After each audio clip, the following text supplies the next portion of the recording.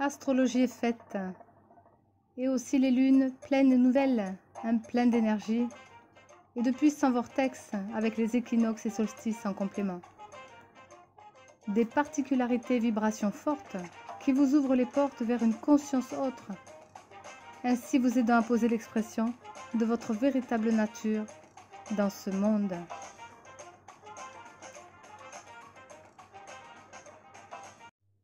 Bonjour chers amis, alors nous sommes le 5 juin bientôt 2020 pour cette pleine lune une pleine lune, eh bien c'est quelque chose qui amène des résultats, qui amène des, comment dire, comme une récolte si on a bien semé nos graines pendant la nouvelle lune.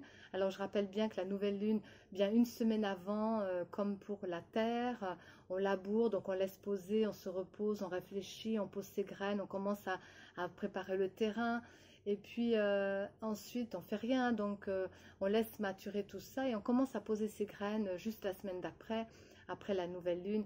Et puis, juste avant la pleine lune, eh bien, on va avoir plutôt ces notions d'action, on va pouvoir poser nos choses, donc on va pouvoir signer des contrats, on va pouvoir avoir de belles relations pour récolter justement à cette pleine lune les bienfaits de tout ça.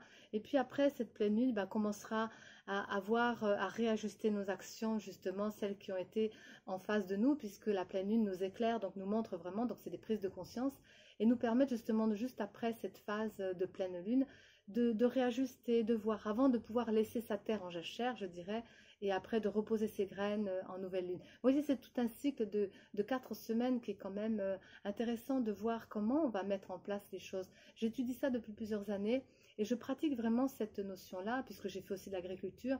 Et puis, c'est bien de savoir à quel moment on va poser ses graines, à quel moment on laisse la terre en jachère juste avant, à quel moment la tige va commencer à sortir, et puis va donner des floraisons, puis après elle va remourir, et puis on va pouvoir reposer la terre. Donc, c'est très intéressant ce cycle de transformation de soi qui est en lien aussi avec les saisons, mais en lien aussi avec le cycle lunaire. Alors, pour vous faire comprendre un petit peu et vous partager donc cette pleine lune, eh bien, évidemment que cette pleine lune est en Sagittaire ascendant aussi, conjoint ascendant, ça veut dire que ça donne vraiment un élan et ça donne un élan par rapport aux rêves, aux voyages, puisque le Sagittaire, c'est l'aventurier. Donc, cette lune, elle amène vraiment quelque chose comment dire, des prémices où on a vraiment envie d'aller faire des voyages. C'est vrai que moi j'ai des envies aussi d'aller de l'autre côté de la planète, mais pas que, puisque c'est une lune particulière qui est très mystique. Donc elle nous amène pas trop à bouger à l'extérieur, mais plutôt à bouger à l'intérieur et à l'intérieur de notre monde, on va dire, dans notre imaginaire, dans nos rêves. Et beaucoup de canalisations sont venues pour moi aussi, puisque je suis messager, je suis canal messager thérapeute, et que je suis très en lien avec mon Dieu intérieur, mon guide profond aussi, mon essence et toute la smala, comme je dis, les guides aussi, et l'ambiance de la terre et de l'invisible, et puis de ces dimensions aussi, et ces planètes. C'est ce qui m'intéresse par rapport à l'astrologie aussi, d'aller un peu plus loin là-dedans. Eh bien, cette lune mystique nous dit, voilà, et ces canalisations que j'ai pu recevoir, c'est vraiment des enseignements de la connaissance, puisque Sagittaire, c'est aussi tout ce qui veut être les enseignements supérieurs, et puis les voyages, donc c'est des voyages intérieurs aussi.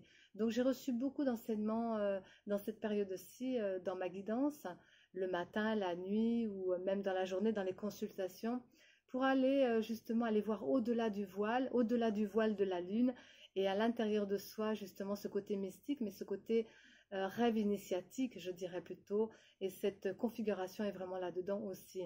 Donc ensuite, on pourrait basculer sur ce fameux soleil qui est en Gémeaux. Le Gémeaux, c'est quand même réception-transmission aussi. Mais là, il y a une conjonction avec Vénus. Vénus est, on va dire, collée au soleil. Et Vénus, c'est aussi la compassion, c'est aussi l'amour, c'est aussi la sensibilité, comme la lune, d'une autre façon. Mais cette Vénus, elle aussi, elle n'est pas voilée, mais elle disparaît simplement parce qu'elle va chercher son féminin sacré. Donc, elle n'est pas tout à fait là, on va dire, parce qu'elle est rétrograde aussi. Et qu'en étant rétrograde, eh bien, elle est introvertie, donc elle cherche son féminin sacré. Et ça a été toute l'année comme ça, l'année dernière déjà. Mais là, elle est en recherche, donc on ne va pas dire qu'elle est complètement présente. La Lune est un peu voilée, Vénus est un peu en retrait, donc on peut dire qu'elles n'ont pas trop de présence. Voilà, mais elles sont quand même là. Et puis, quelque chose qui pourrait être très difficile, qu'on pourrait dire, parce qu'il y a 3 carrés quand même entre ce fameux Mars qui est conjoint avec Neptune. Et ce fameux Mars, eh bien, il est en carré avec la Lune, qui est en Sagittaire, en carré avec le Soleil et en carré avec Vénus. Ce qui fait qu'on pourrait dire que c'est énorme parce que le Mars, c'est un guerrier, c'est un combattant. Ça peut être violent, ça peut être agressif. Mais là, on pourrait dire que collé avec, conjoint, donc collé, j'appelle collé, conjoint avec Neptune. Neptune, c'est quand même donc une planète qui est chez elle en Poisson et qui a une force justement mystique aussi, mais spirituelle, et qui demande justement d'aller dans un sens de dimension. Et là, comme c'est conjoint à Mars, eh bien, elle atténue cette notion de combativité. Alors, bien sûr qu'il peut y en avoir. Il y a des gens qui peuvent courir partout. Il y a des gens qui peuvent avoir envie d'aller de l'autre côté de la planète ou d'avoir envie de combattre ou d'aller dans des énergies de mots et de mots MAUX, voire mots MOTS, voire des mots, des blessures, etc. Mais Neptune contrôle justement dans l'énergie, contrôle Mars, ce qui veut dire qu'il est dans la maîtrise. Donc c'est intéressant parce qu'on va y venir après, mais en Poisson, du coup, il n'est pas vraiment chez lui, le Mars en Poisson, puisque c'est du feu, alors que le Poisson c'est de l'eau, et que Neptune est spirituel, et là Mars c'est plutôt le masculin, donc une sorte de combativité. Quand un masculin est vraiment très prononcé, c'est un Mars très combattant justement, un guerrier, voilà. Mais là, avec un Jupiter, pardon, un Neptune collé, conjoint à Mars, eh bien, Neptune contrôle et lui met la maîtrise. Donc, on va atténuer ces fameux carrés, même si ça pourrait être violent. Je pourrais dire que ce qui pourrait craindre plus, ce serait plutôt cette conjonction de Jupiter-Pluton qu'on a encore. Et parce que Saturne qui montre l'autorité et le contrôle sur ça, pour l'instant il n'est pas encore là, mais il va bientôt venir. Et pour l'instant il est en Verseau, donc tranquille quoi. Je veux dire, il pose ses bases en Verseau, qui veut dire la communauté aussi.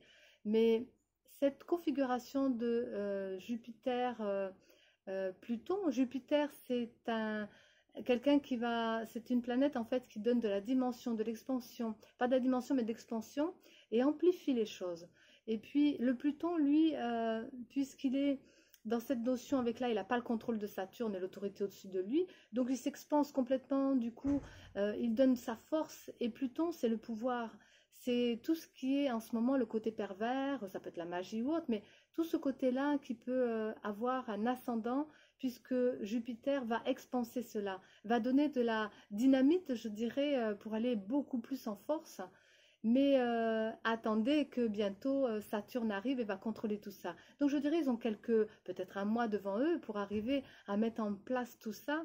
Mais il y a des lois aussi, et Saturne avec Jupiter qui est quand même les lois aussi. Donc les lois sont exponentielles, mais pas exponentielles justement dans le sens favorable, plutôt dans une extraversion.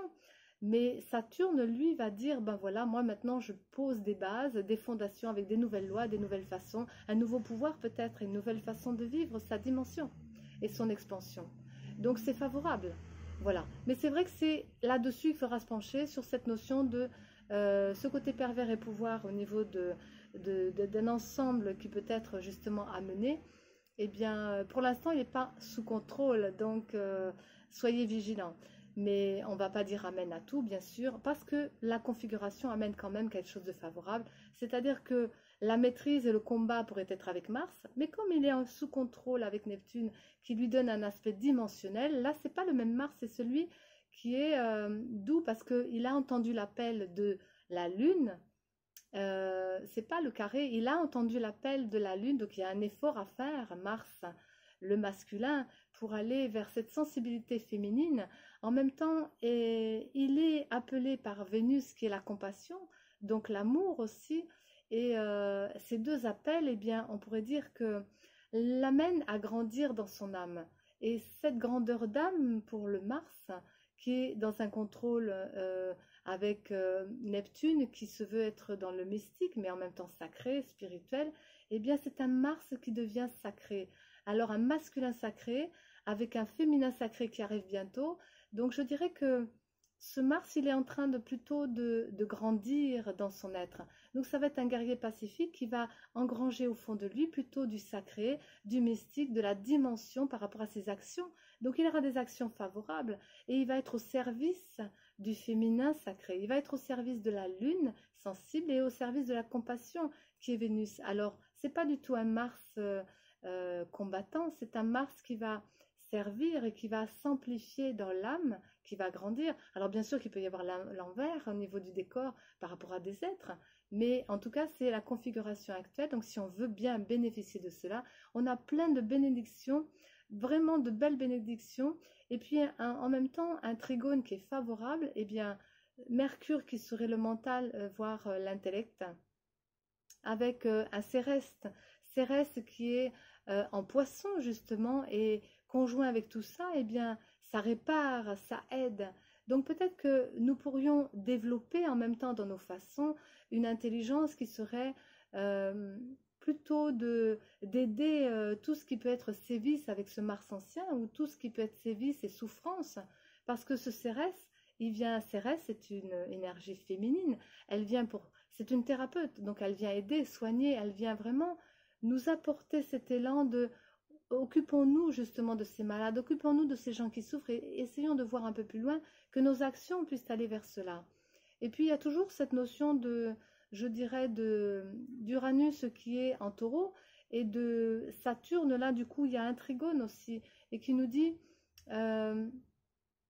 non c'est pas le trigone, c'est la lune Lilith, la lune noire qui est karmique de l'humanité, qui est en conjonction avec Uranus en taureau. Ce qui pour moi me montre que Uranus c'est l'avenir, c'est donc avant-gardiste, c'est sortir de l'ancien pour aller vers le nouveau. Lilith c'est peut-être les karmas, mais justement on est en train de travailler là-dessus pour passer de l'ancien au nouveau. Et puis avec le taureau qui est la terre, la vie, la simplicité, mais en même temps ce côté tranquille qui veut qu'on va justement travailler sur un avenir différent, avec une terre différente, puisqu'on va protéger cette terre, on va la nourrir, on va l'aider, et avec Cérès qui est thérapeute, qui va soigner les souffrances, mais peut-être on va faire ressortir là-dedans quelque chose aussi de favorable, c'est que ce fameux, comment on pourrait dire, ce Mercure qui est donc l'intellect, et avec ce Mars, ils sont bien aspectés, ils ont un trigone, ça veut dire que peut-être nos idées, voilà, qui sont nos pensées, avec ce Mars qui est dans l'action, et bien peut-être que nos idées, elles vont pouvoir être menées de façon à ce que ça aille dans le sens de la terre, dans le sens de la réparation, dans le sens d'aider les gens, aider cette aussi écologie de la terre, et puis d'aller dans un sens favorable là-dedans. Et puis, ce qu'on pourrait dire encore aussi qui est intéressant, eh bien, c'est que le soleil qui est opposé peut-être à la lune, mais c'est un complément, puisque c'est pas une opposition, comme on pourrait dire, différente, c'est parce qu'on va s'apporter mutuellement, un peu comme Mars avec Vénus, c'est le couple intérieur, et bien là, la lune et le soleil, c'est un peu comme le couple extérieur, et bien pareil, c'est un axe aussi de l'enseignement, Sagittaire, Gémeaux. Et puis, c'est un axe en même temps, mais qui veut dire pas une opposition, mais une complémentarité. Je récupère de la sensibilité et je récupère de l'énergie vitale pour en faire quelque chose qui va être au service justement de l'ensemble, et bien de nous deux. Donc, on va apprendre du positif de l'un de l'autre. Et donc, ce féminin et ce masculin sacré, eh bien, si ce masculin se met vraiment au service de ce féminin sacré, eh bien justement, ça va être favorable aussi. Donc, il va essayer d'apprendre aussi qu'est-ce que je peux faire. Et pareil, à travers les femmes qui sont en train de travailler sur ce féminin sacré, eh bien, je vous dirais, si vous êtes un peu trop dans le masculin, atténuez cela parce que justement, le pouvoir qui peut être dans le masculin, là, n'est pas ce que l'on nous demande. On nous demande justement d'arrondir un peu les angles et de devenir un peu plus femme, un peu plus sensible, à grandir dans notre âme pour que justement on puisse équilibrer au fond de nous ce masculin et ce féminin, ce couple intérieur qui va être l'homme et la femme que nous sommes, pour justement avoir un féminin sacré, un masculin sacré qui se rencontrent. Eh bien ça fait une grandeur d'âme, ça fait vraiment une dimension de service. Donc sans colère, sans conflit, sans heurts. C'est vraiment tranquille. On doit la mener comme cela. Si vous avez des tendances à vouloir être trop dans la violence ou dans l'agressivité ou trop actif, eh bien, il va falloir ralentir un petit peu parce que c'est vraiment une lune mystique qui nous est demandée. Et le Gémeaux qui est le soleil qui est en Gémeaux, eh bien, justement, c'est la joie. Et la joie, c'est pour amener justement une créativité qui soit positive, sans frein. Donc, on va vraiment vers nous, vers nous, vers nous, grandir au fond de nous pour retrouver justement ces polarités, je dirais, qui sont non pas inversées, mais complètes, qui s'ajustent. Et je pourrais vous témoigner justement que par rapport à ma canalisation, beaucoup de choses comme ça, donc déjà des rêves ou plutôt des messages et puis des voyages intérieurs, j'appellerais ça plutôt, avec dans l'astral ou autre, par rapport à une guidance qu'on m'a menée pour avoir des enseignements profonds.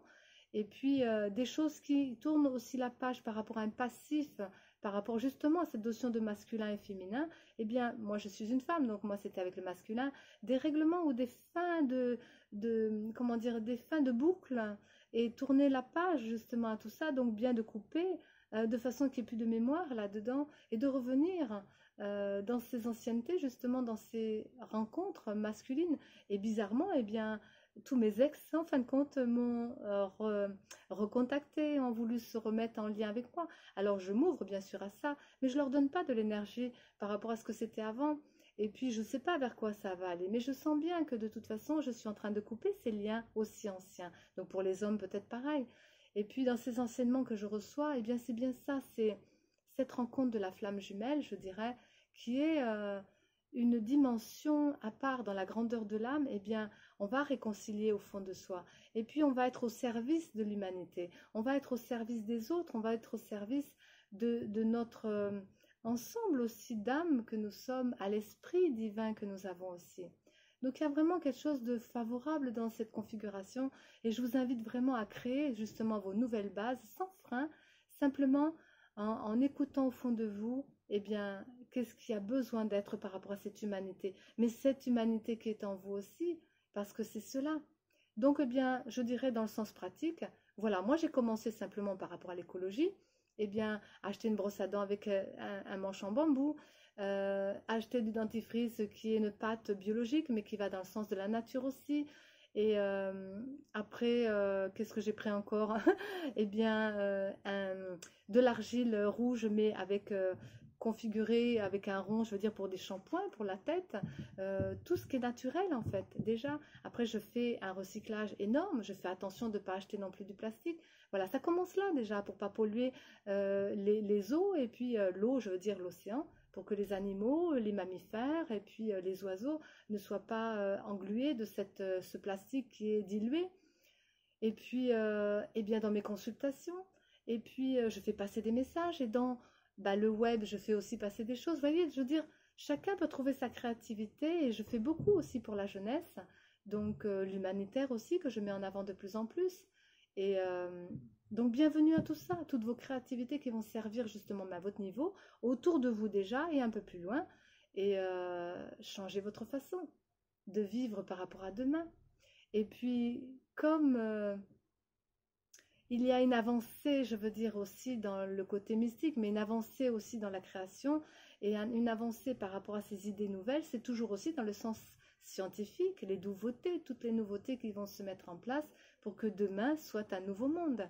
Donc ouvrons-nous à tout ça. Je ne parle pas de la 5G parce que ce n'est pas nécessaire, mais je parle plutôt des jeunes qui ont des idées peut-être loufoques, utopiques aujourd'hui, mais que demain on va utiliser parce que ça servira justement comment dire, notre humanité. Donc moi je regarde des fois sur internet les nouveautés et puis là j'ai acheté quelques petits trucs qui sont vraiment révolutionnaires aussi, qui aident alors qu'on aurait utilisé des produits, tout un tas de choses. Eh bien voyez ce que vous pouvez faire pour laver, pour nettoyer, pour vous nettoyer vous, mais en même temps pour utiliser au mieux votre sphère du foyer ou à l'extérieur de vous, la communication, etc. Bon, je veux dire que il y a beaucoup de planètes rétrogrades quand même. Il y a Saturne, qui est celui qui veut donner les lois, qui veut en même temps avoir une autorité sur les choses. Il est en rétrograde parce qu'on est en train d'introvertir, d'introspecter au fond de nous, justement, qu'est-ce que vont être nos bases de l'avenir. Parce que Saturne, c'est sur de long terme. Et puis Vénus, qui est l'amour, la compassion, ben, elle cherche son féminin sacré, bien sûr, parce que elle est en train de voir aussi comment elle va voir son équilibre, même en tant que femme, mais le féminin chez les hommes aussi, une certaine sensibilité profonde et un amour vraiment pour cette humanité et les autres. Donc on va plus se regarder comme des fois je le vois, des gens qui sont des fois un peu méchants, agressifs. Bon, et je leur envoie plein d'amour. Je dis mais arrêtez d'être comme ça. Voyez que l'autre c'est pas un étranger. On est quand même une humanité, on est tous pareils. Et puis ce Jupiter est aussi rétrograde. Et Jupiter, simplement pour l'instant, son côté dimension, côté expansion, eh bien, il favorise plutôt le pouvoir, des lois ou des choses qui sont placées à l'extérieur. Et puis le nœud nord aussi, qui est en Gémeaux, est en rétrograde. Mais c'est vers quoi on va? Mais c'est en rétrograde. Tout ça, ça veut dire que en rétrograde, c'est une introspection et quelque chose qui est à l'intérieur de soi.